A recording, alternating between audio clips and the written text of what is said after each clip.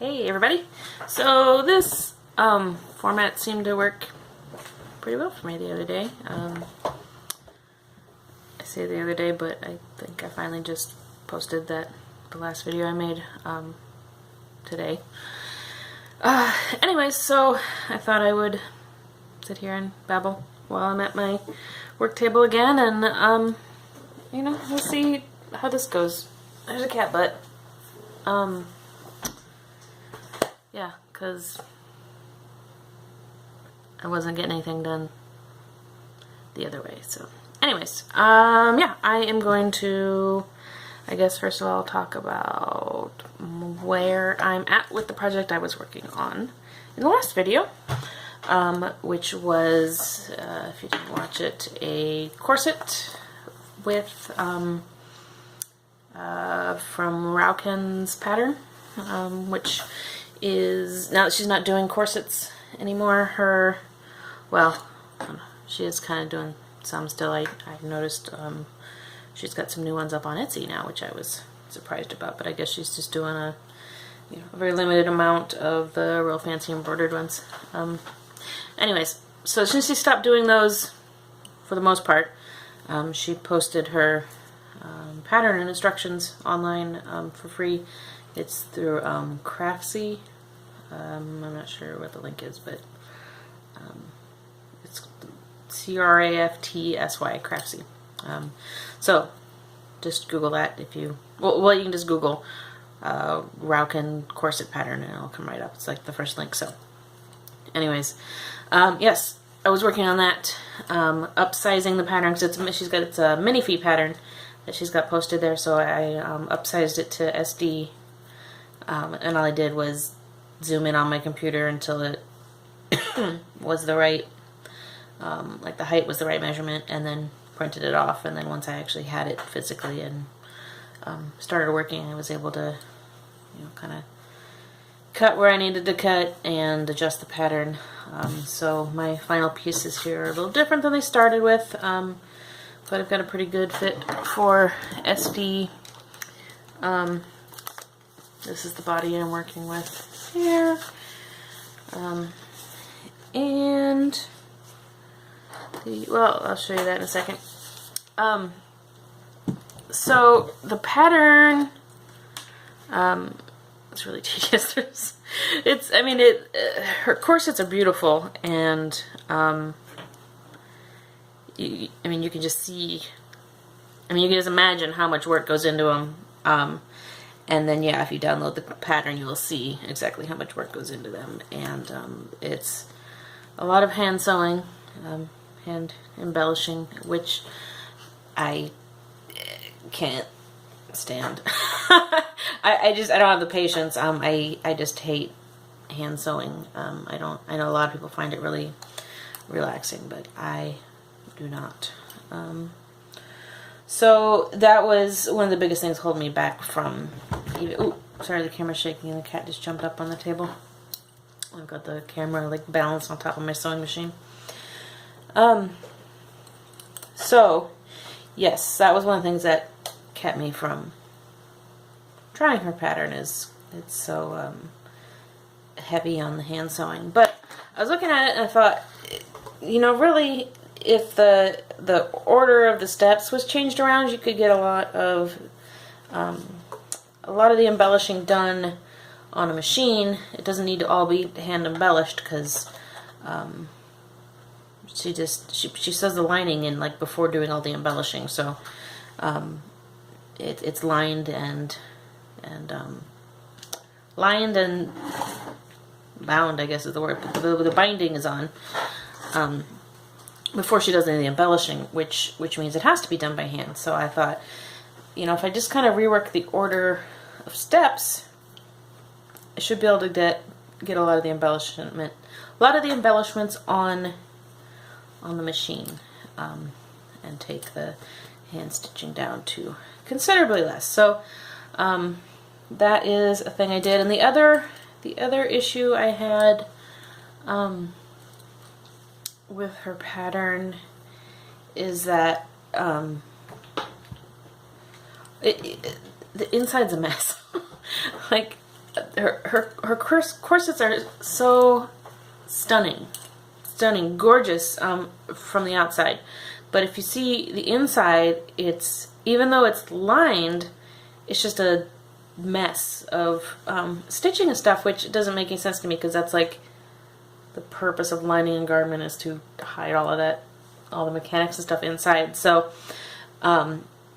so there were two things that I wanted to do with her pattern to make it usable for myself, because as written, I'm never gonna just follow her instructions and actually make her style of corsets as written, because I don't have the patience for that. I don't have the patience, and I can't handle how messy it is inside.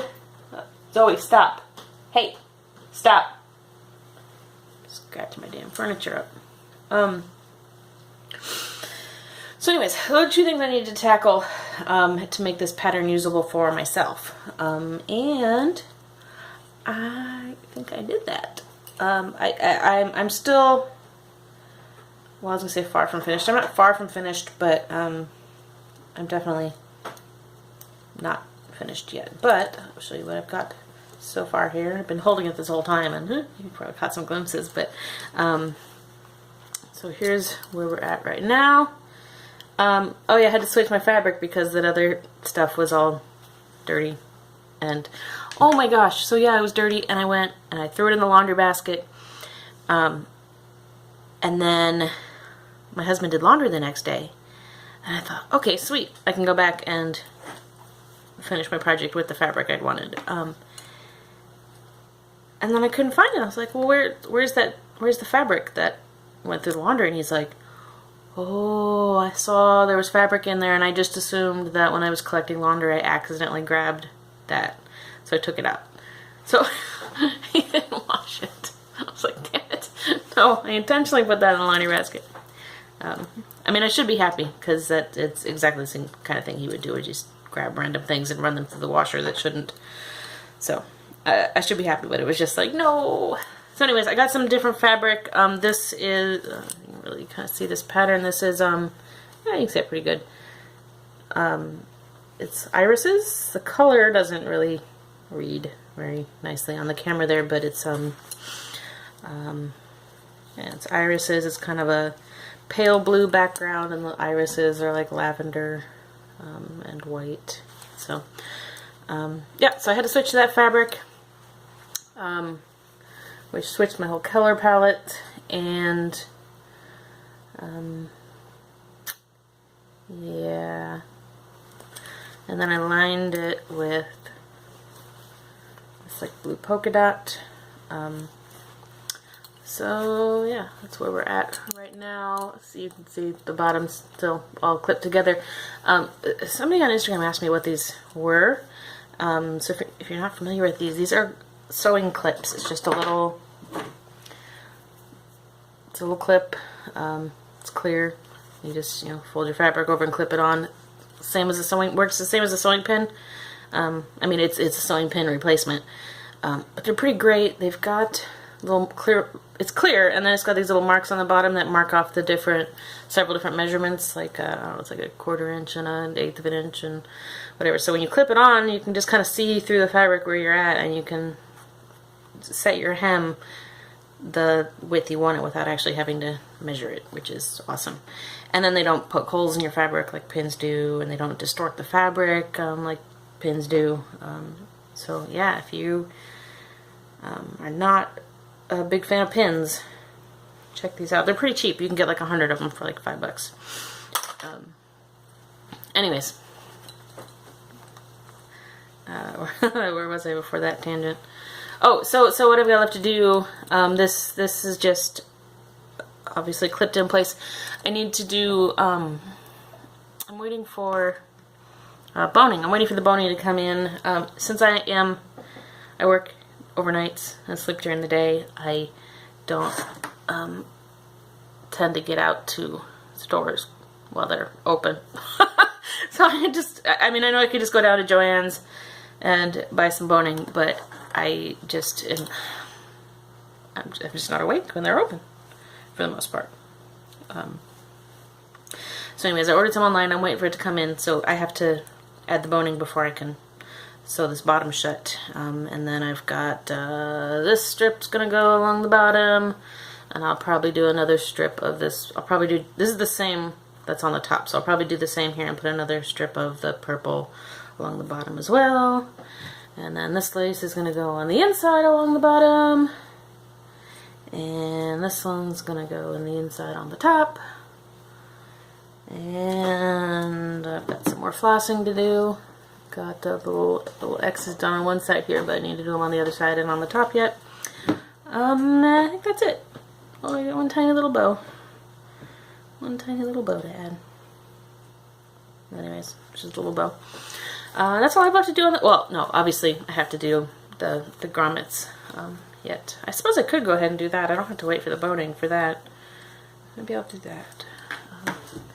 Anyway, so it was made for this body here, although the pattern still isn't quite perfect, because it's hard to tell how much is going to need to be taken in, like while you're working on it. At least, you know, on the first one I ever made, it's hard to tell because I don't really know, you know, how much thickness all the layers and stuff are going to add. So it's actually a little big on the waist yet. Once I get it laced up, it overlaps, so I'm not going to be able to get it all the way tight on her waist. But the top and bottom are good, so I just have to cut my patterns a little more to cinch in on the waist a little bit. But that's how it looks on her. So yeah, it's looking pretty awesome. And of course, when I get the rest of the lace in, yeah, it's gonna look really awesome. Now, these really aren't my colors. I actually only went with this because my collection of lace is not that impressive. I mean, I do have a fair bit of different lace and trims and stuff, but it's enough stuff in the right colors that the different trims that matched each other was very challenging. So I ended up going with this only because it matched the white lace that I had enough of. So yeah, I don't know what exactly I'm going to do with this one. I'll probably I'll probably just take some photos and then offer it up for sale. This is more about just trying out for myself, and I do have a couple of ones in mind that I do want to make for myself, but I didn't have the stuff on hand, and I didn't want to go out and spend a bunch of money buying all the trims and stuff if I was going to end up hating the process. So I have proven now to myself that I didn't hate it. I didn't hate it too much to where I don't want to make another one, but I didn't hate it at all. It since I was able to do most of it on the machine, yeah, I didn't hate it. It's still tedious. It takes a really long time, but so yeah, I probably will end up selling this one once it's all done. But yeah, so I was able to do most of it on the machine. What is done now, I have only done this single line of, I tacked the binding down on the back by hand, and that is the only, okay, not the only bit of sewing. Obviously the little, what's it called, the floss X's are hand stitched, and the little tiny bow is tacked down by hand. But other than that, everything else is on the machine. Just this one line of stitching, and then I'm gonna have to do to add the lace on the back side on the top and bottom is going to have to be hand sewn, and then the binding on the bottom is going to be the same. We'll have to tack it down on top, so like it is on top. But so all told, I'm only going to have 4 lines of hand stitching, and I went back through the pattern. It calls for, I think, 16 lines of hand stitching. So yeah, I took out 75% of the hand stitching, and I think it looks pretty great. I mean, I think it looks better. I mean, in general, machine stitching looks nicer than hand stitching.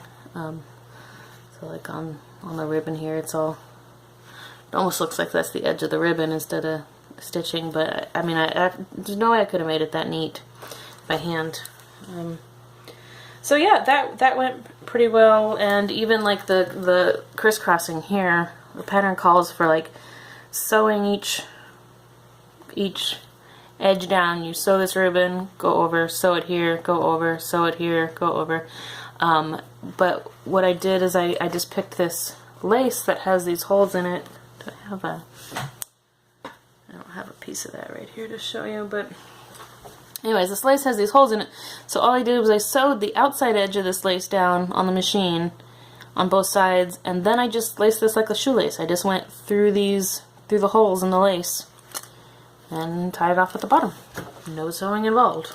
Way easier than hand sewing it all. So yeah, so that went well, and then the other piece was to get the lining in, and I can't really lay it flat. The lining pieces ended up a little smaller. I didn't cut the lining until after I had adjusted the pattern pieces a bunch, so it ended up not being quite perfectly matched to the outside. But you can see there's no stitching or anything showing through on the back. It's just a nice clean lining, and I suppose, well, I was gonna say, you know, maybe you could even call it reversible, but it really does have that shape. Can't really, but yeah, I think it looks pretty great. Looks nice and clean from the inside, so that makes me really happy. And then that was just done by doing all the ribbons and stuff before adding the back, and then you know, once it was all embellished, then you saw the lining, and like I'm not sure why that's not the default. That's kind of how things are generally done, so I'm not sure why she had that explained in a different order in her pattern, but yeah, anyways, I'm quite happy with it. I think it looks pretty great.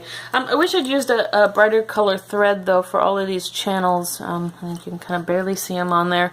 There's like 20 different channels for boning and stuff, and I use this it's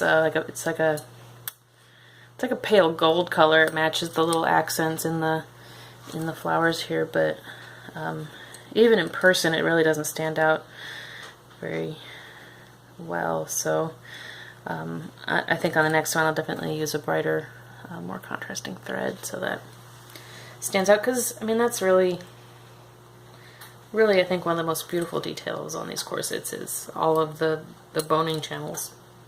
It's just beautiful. So anyways, yeah, almost done with this one. Just waiting on the boning. Once I get the boning in, it'll take me, you know, an hour to sew these last bits on. So look for that on Instagram probably in a few days. Boning is already in the mail, so hopefully it'll come in tomorrow. Yeah, I actually, the one I want to make for myself, or the first one I want to make for myself anyways, I'm sure I'll make a few, is it's actually going to kind of look a lot more boring, because I'm planning on doing an all black one. Just black on black on black. Black fabric, black lining, black binding, black stitching, just black everything. And I don't know if I'll do all the lace or not. I might just do just a little bit of trim on top and bottom and not do the extra layers of lace. But I'm planning on doing that for my incoming Artifacts Kindred Kahlo, who I need to do another update video. You know what? I'm just going to talk just about corsets here, and otherwise I'm just going to get off on tangents and make this even longer. This is somehow, I'm already at 19 minutes, and I thought this was going to be like a 5-minute video, so anyways, yes. So black on black on black, which I'm excited about, but I thought, you know, for the first one, which was kind of the practice run, I wanted to do something that was going to be a little more colorful and eye-catching, you know, a little more fun. So yeah, that, and I just didn't have enough matching black trims and laces to actually do the one I want for myself. Yeah, so once I get it in my head to start a project, I'm like, must start project now, and I'm just like hyper focused and obsessed with doing that project. So at the point where I finally decided okay, I am going to make a corset. I was like, I have to start it now, and that means I have to use what I have on hand, which, I mean, I should name this because I have so many fabrics and lots of trims and stuff that I just stockpile and never use. So it's a good thing that I wanted to use what I had on hand, but it was like middle of the night, stores are all closed, must make a corset right now. So so that's another reason I ended up with the fabrics I did, which are not actually going to be used by me, really. So anyways, yeah, I guess that's all I have to say about corsets. Yeah, I wasn't expecting that to go 20 minutes. So if you actually listen to me babble for 20 minutes about sewing a corset, congratulations. Thanks, I guess. Yeah, anyways, bye.